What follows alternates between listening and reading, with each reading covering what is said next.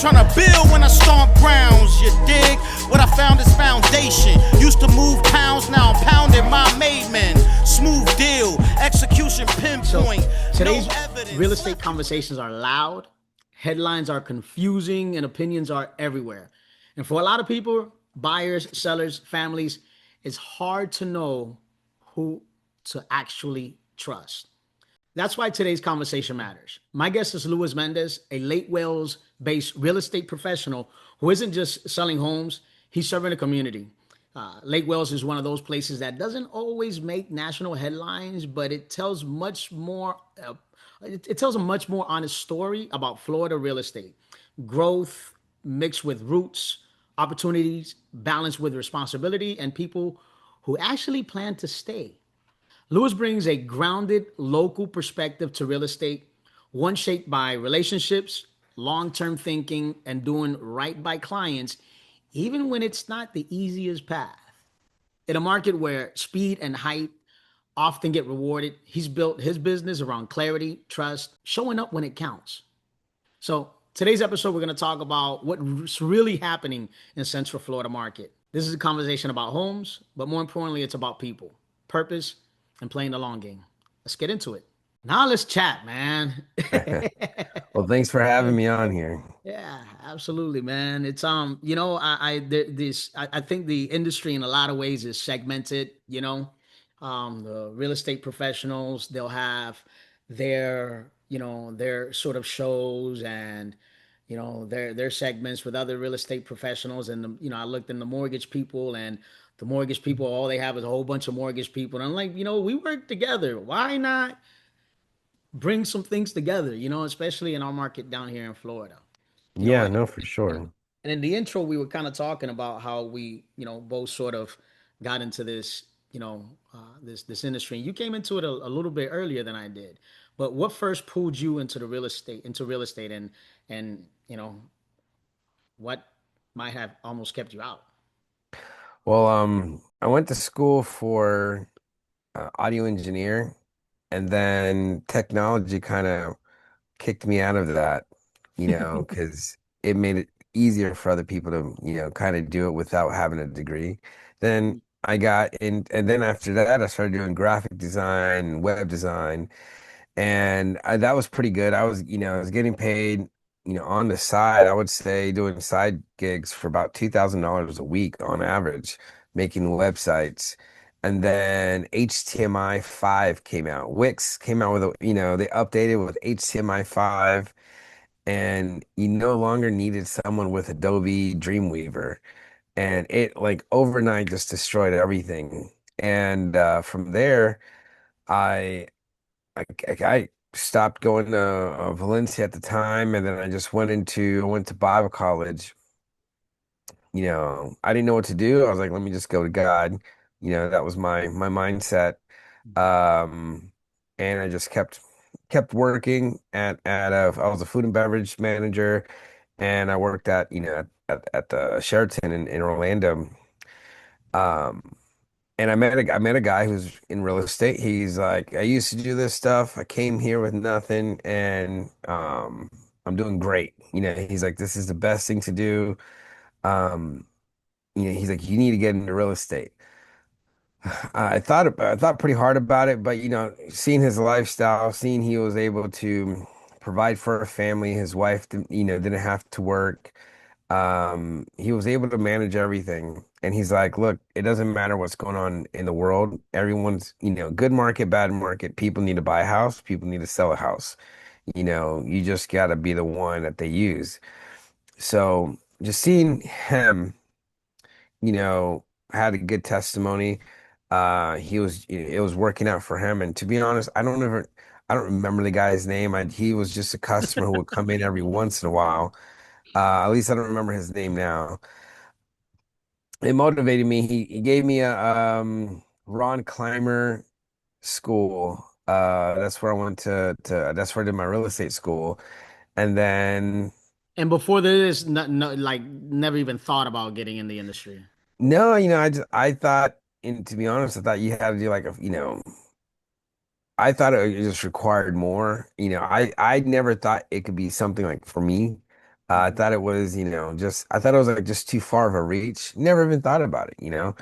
Then when I dove into it, I took some classes before I got my real estate. I joined some other brokerages. They had some training classes, and I liked it. I was like, this is pretty cool.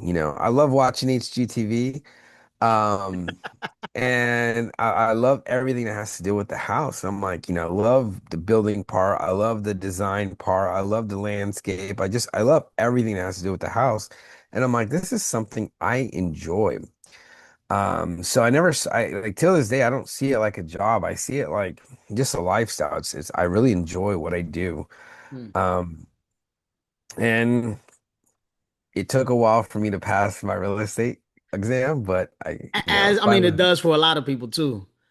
I'm just the type of person I can't sit still in a quiet place for 3 hours. It drives me crazy. Yeah. And I failed, I believe like 13 times.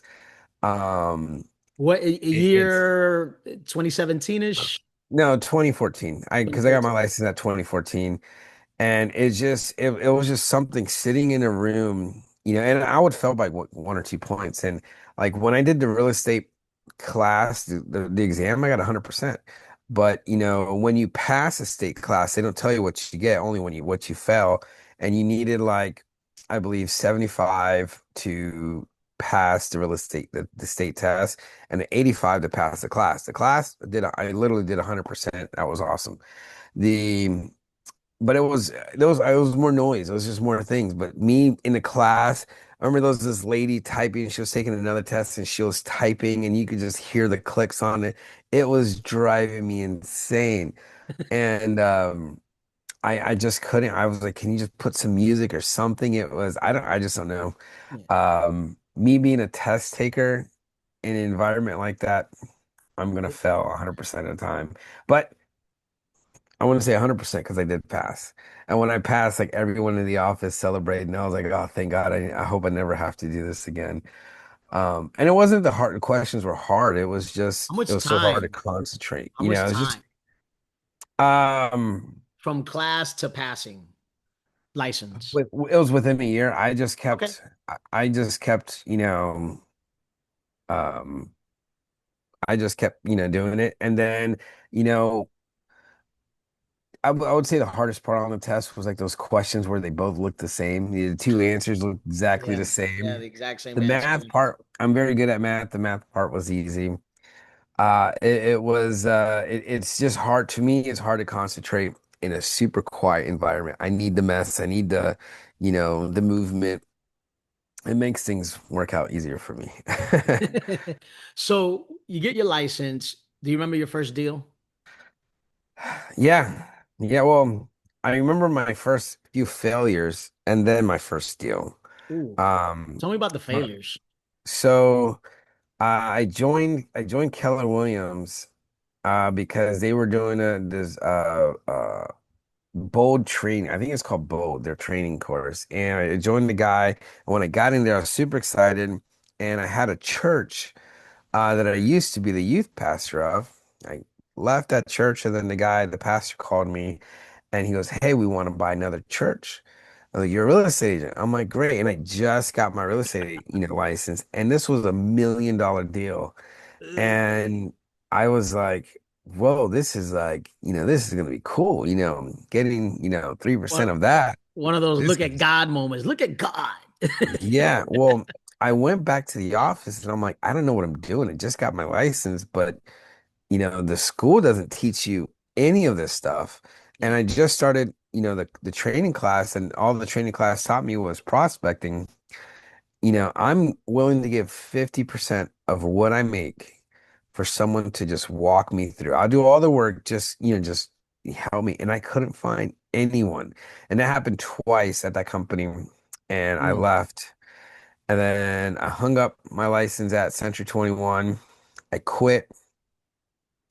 And then at the time I left the Starbucks, I wasn't working for Star, I was working for different coffee shops, different hotels, opening them up. I got tired of that.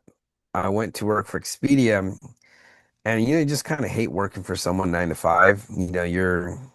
Um you're treated as we can replace you at any moment. Yeah. You're not treated like a human. You're just treated like, just another person. And I hated that. So, um, I read a book called Failing Forward. I forgot the author on that, but that one convicted me so bad. He goes, the only failure is when you quit. And because I did quit. I just hung up my license. I'm like, it took me so much to, Mm. um, it took me so much to get my license, and I'm just gonna quit. With two really, because I had one was $1 million deal, and then the other one was a house, and the house was like 400,000. These were two really good deals, and it was just so devastating where I just gave up. I'm like, this is too hard. It's not for me, and I hung it up. And then after that book, I was reading Century 21. I was starting to take some classes. Then um, I was finding, they have a thing like the top 21 deals. So I reached out to every single person on the top 21, and the top 20 said no. They weren't willing to help me out because I had a new listing. And then the lady at the end, she was the last person. I was like, hey, look, you don't have to do nothing. Just pick up the phone and kind of walk me through. That's all I need. Like, and I give you 50% of whatever I make. I want like, and the broker at Keller Williams wasn't so helpful. They just kept pointing me to different classes. Like, you should have done this class before you got this deal. Mm. And at Century 21, it was more help, but it was still kind of you're in your own, you're on your own. So that was, for me, teach me a little bit and I'll take off. Well, she helped me with my first listing, and it was in St. Cloud, and it was an apartment, and it was for $72,000. It, I mean, the apartment had mold, it was leaking, had a bunch of stuff, but somehow we made it. I was able to sell it for $69,000 cash, and that was my first victory. And then shortly What was the after, difference with one paycheck from that, even at 50%? How much time did you have to work for whatever you were doing to get that one? the I think the market, it was on the market for I don't remember how long it was on the market to get everything. I mean, it didn't last too long because I would work that, mind you, it's to me it was like fun work. So Hmm. I didn't really count it as work. I was still working 40 hours a week at Expedia. Plus I would do this like on the side every minute I can. But then you And get the sale and then you make a grand on it. well, at that time I made, because it was only 72 $69,000. I think I made like $900 from Mhm. it, like after like all After your my split. splits. It Hmm. was it was pretty low, but it was like such a huge, like, wow, this is neat. This is better than, working for this company. Um and then shortly after, I got my first buyer side, and that was a little bit more stressful, just knowing every little detail. I mean, I was like, how can realtors work five deals at the same time? This one is so, hard. And I'm calling that lady like a million times, and she's like, chill out, calm down, you're fine. Don't over panic, do this, negotiate like this, say this. And it worked out. We got everything in the house fixed. I mean, the lady, my client, she got new electrical, she got new windows, she got, I mean, there was a lot of stuff we got fixed, and I was like surprised. And that paycheck was like, I think it was about 15 to 1600 bucks. And because, mind you, I still had multiple splits, and that one was like really nice. I was like, whoa, this is like, you know, two paychecks or three That was paychecks. 10 years ago, man. So that's Yeah. 10, 11 years ago. So even the money back then was different. Yeah, no, that was good. So I still treat it as, part-time Mhm. until COVID, and that pushed me. Before COVID, it was about 3 to 4 deals per year. After COVID, it just spiked from there. So when you start seeing that, that you can make one deal and get 2 weeks worth of a paycheck, and maybe in some deals will be a whole month's worth of a paycheck for one deal type of thing. You know, that commission is tempting, man. Commission is tempting, and it's the balance between ambition, integrity, in a commission-based business, right? Because some people are pushing clients towards the more expensive stuff now. You know what I'm saying? Yeah. Instead of like what it's and I've seen it. I've seen it where it's like, no, but this one is $400,000. That one's $350,000. They're making a big deal out of that $400,000 one. It's a bigger paycheck. Yeah. Rebalance that. Well, God is my provider, There you go.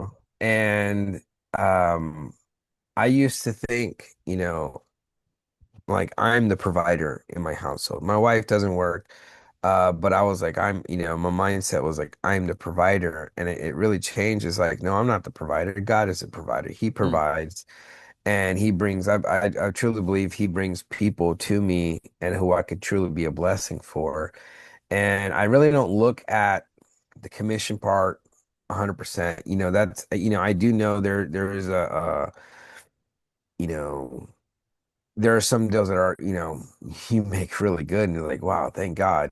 yeah. But at the end of the day, I've noticed God has always helped me. And, you know, some of the biggest blessings are helping those that I'm probably going to make just a few $100 where I know most people won't help. And, I would say, put it this way. I just have a thing, just help people out, just, trust God and help people out. And I had this one for sale by owner. She's like, Luis, I sold many properties. I don't need your help. And I was like, it's fine. I'm like, look here, I'm here. If you have any questions, just give me a call. I'm willing to help you out any way possible. And I just wanted to, just in the community have that thing where people could say, well, I could trust Luis. Well, she got a property on the contract and she called me. She had some questions. I gave her the answer. She sold the property. About 3 months later, she calls me. She goes, hey, my aunt has a few properties and she's looking for a realtor to help her. She doesn't want to do for sale by owner. She wants someone to help her out. And, the only realtor I could trust was you. Mm, So since then, I think we sold about 13 properties. So wow. going from helping someone and not making any money Yeah. from that lady turned into making quite a few. And we just sold another one on Thursday. And I think there's like two or three more properties left of hers. Um, Wow. and that's it.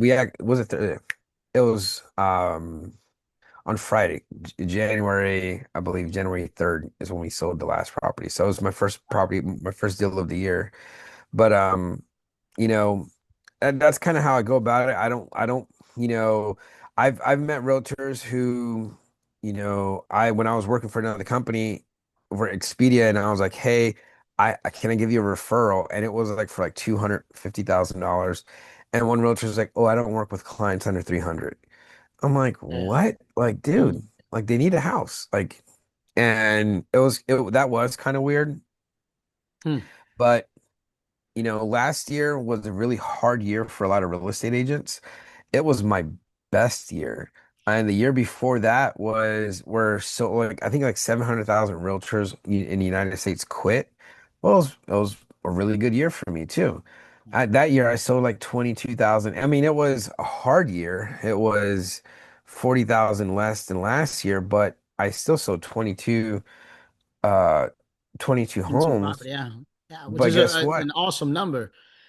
An awesome number. And you're in, I mean, you're in the Lake Wales. Well, I know that you go Yeah, everywhere, well, but it's I'm mostly in Lake Wells, but I did a lot of deals in like Ocala mm-hmm, and mm-hmm, spread out. But I've been working with folks who want affordable house, and a lot of the people who don't work with affordable homes, well, those buyers kind of dried up, especially if they were like yeah, 400 plus.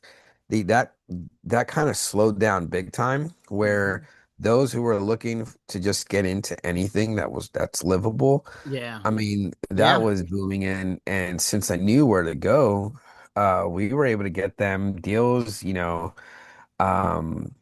just worked out Yeah. pretty well. So in relation to the market, how would you describe today's Central Florida market to someone who is like watching the headlines and just feeling overwhelmed completely? Well, if they're a seller, it really depends where they're selling and why they're selling and how long they had the property. So if they just bought a property like a year or two ago, it is not wise for them to sell unless they really have, like you really have to. And if you do sell, you might be selling lower than what you got it for. You just have to understand how it is. I would ride out the storm or rent your property out until things just get a little bit better.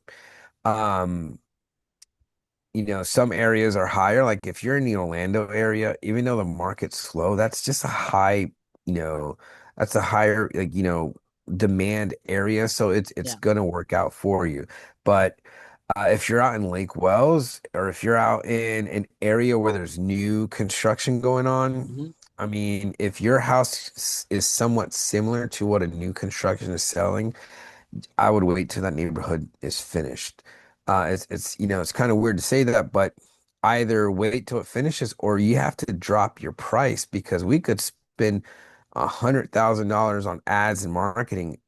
When a buyer comes and sees your house and this other house, they're going to probably go for a new construction that's going to offer a little bit more incentives, like 3.99% interest rate. It's just hard to compete with that. So That's a sometimes really good. So there's a lot of new construction neighborhoods going on. a So the lot. people around Yeah. them, at least to some sort of, proximity, waiting to sell the property after the neighborhood is finished can impact your sale. How? Yeah. So, for example, this was like I believe this was like 2018. I had a listing out in Davenport, and this is when Davenport was cheap. There was a guy, he bought a house in Davenport. It's been about a year, almost 2 years that Can't he's believe there been was living such in a time there. when Davenport was cheap. Yeah. And the guy, he finds a girlfriend and they're getting married, but she already has a really nice house in Winter Park. So he's looking at his place and he calls me and he's like, "Hey, I want to sell my property." I give him, the CMA, tell him the property. I'm like, they just opened up five new neighborhoods around you, and their prices are cheaper than what you want to sell it for. And I would wait, rent your property out because the rental will cover your fees 100% and give you an extra 200 bucks. Like just rent it out temporarily. You could do that. You have the money and just wait a little bit until the neighborhoods finish. And he's like, "No, no, no." And he's like, I told him, "All right, well then let's list it for $260,000. Because that's the only way we're gonna sell to compete with these people." He insisted 320, and he's like, so I was like, fine. I was with a different coach at that time, and they had this thing called a sign in the yard is better than a sign in the car. So they agreed to anything, and some real estate agents are like that. They would agree to anything. Yeah. So I was like, fine, we'll do that. Um, 180 days pass, only two showings. It didn't sell. It expired. He got with another agent and they dropped it down to 280. But he was kind of getting desperate because he was still paying the mortgage. And then he ended up dropping it down and he sold the property for $260,000. I'm like, funny. You did exactly what I told you to do. But a year late, like, this was 2018, 2019. Then when 2020 hits, COVID, all the prices skyrocket. Yeah.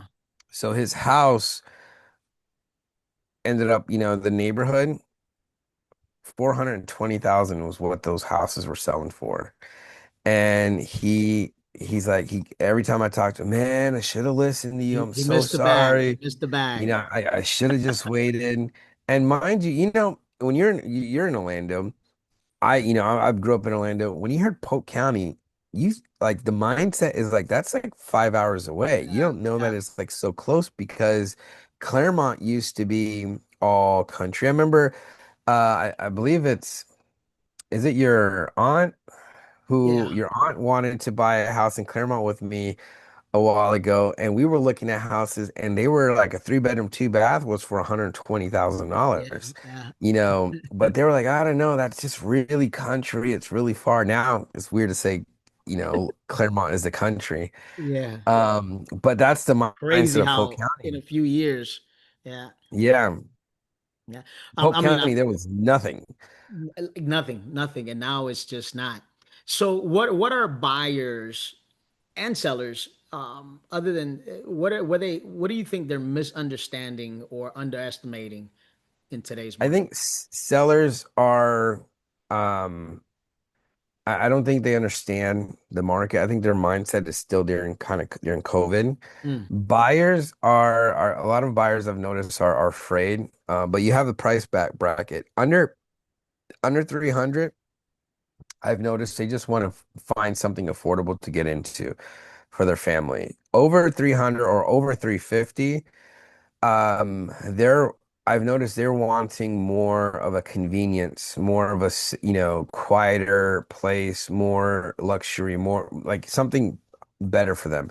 And it's weird to say, 400 is like luxury, but in Lake Wells, it buys you a big house, or somewhere near Lake Wells buys yeah, you a big house, where in Orlando, 350, 400 buys you somewhere like Pine Hills or something like that, or Rosemont.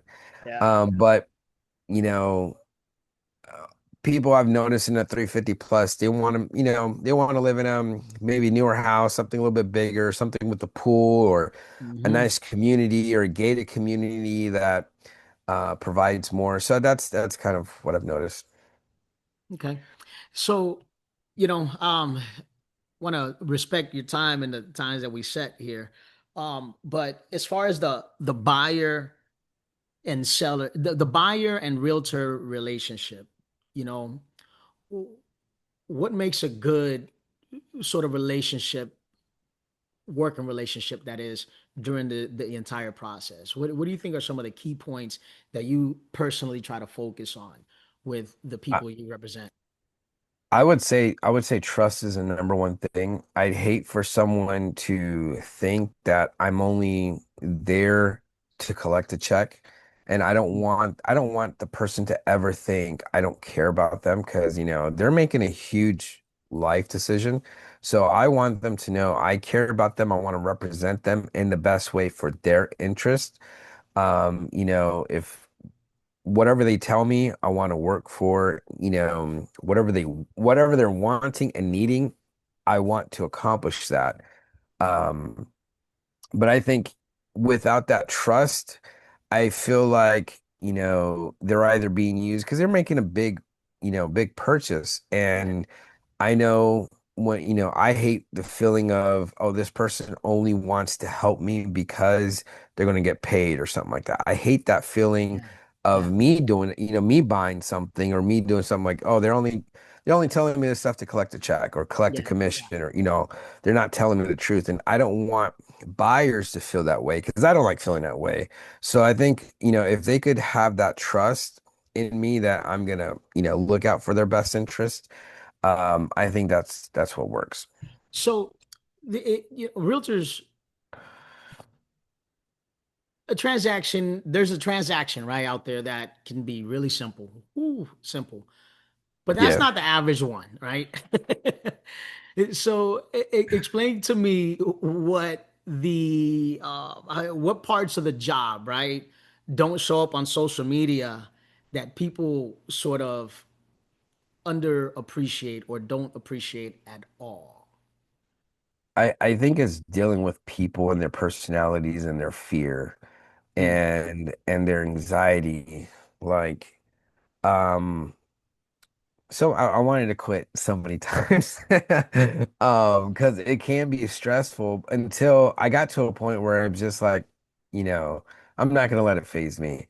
Hmm. I'm just gonna do the best and whatever happens, happens. But I think people like some buyers, they get over panicked and they have a lot of questions and then, you know, that's they could sometimes create a problem where they go out and buy stuff and then there's a timeline because there needs to be a chain, like, don't buy anything. And then, they're like, well, you didn't tell me not to buy this. And then, like, the lender didn't say, I gave him all the information, but I didn't give him this credit card.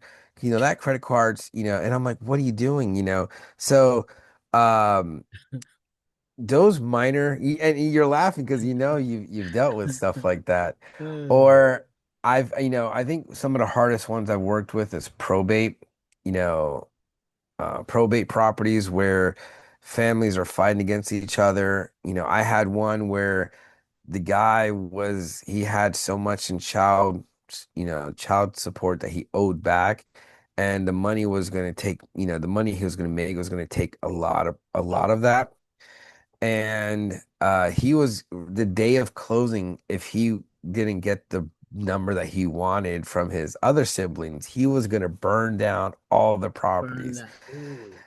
And the sisters calling me like he's going to burn it down. I'm like, oh, man. And I could just hear like the Grady Judd video, like, local realtor has his clients burn down 7 properties because, and I was like, you know what? I'm just gonna give it to God, let him deal with it. I called him, spoke to him a little bit. I was like, just burn it down. You're gonna go to jail, then we'll just sell the land to all your family members Yeah. and kind of go from there. But it's just dealing, I would A say lot of dealing, craziness that happens in the learning, background. learning to deal with people. Yeah. Um, a lot of because some people have to sell. I think dealing with the sellers could be a little bit harder than dealing with the buyers. Dealing with sellers, because like you have, like, I had one lady, her husband passed away and she just didn't want to be in the house, she had to sell. And her and her son, whenever someone came to the house, how realtors will leave a business card on the table. Well, they would call that realtor, is like, are you going to bring an offer? Are you going to do this? Or, like, where's your offer? Like, yeah, we're interested, but, relax. And they would call me and call them like 30 times. Like, why haven't they sent an offer? Like, why did you go into my house? And they're like, Yeah. they backed out. They're like, hey, man, your buyers are crazy. I think they're going to be a little bit too difficult for this deal. And kind of dealing with people's emotions is, I would say, the hardest part, Mm. most challenging part. Thank God, for everything I've learned in church, I could help counsel some folks. Some folks, it's, you just can't counsel them. They have to, some people you just have to say no and walk away from. So But we have about 3 minutes left, right? And I wanted to yeah, say what it is, it's a sort of a two-part question, right? Um, Now I want you to leave in here. Where can people follow your journey and how they can connect with you? But if someone remembers one thing from this conversation, what should it be? that I am someone that they could trust, and I look out for their best interest. And I think, you know, I think that would be the main thing. That's the main thing I want. You know, I want people to know from me. That's the main thing. I use Facebook and all my social media is I'm someone that they could trust, and that when they purchase something, it's going to be for their best interest. Awesome. Awesome. And how can people find you and follow you on social media? Best thing is go to liveinandpoke.com, or find me Luis Mendez, and my phone number is 407-790-6232. All right, brother. I appreciate connecting with you, man.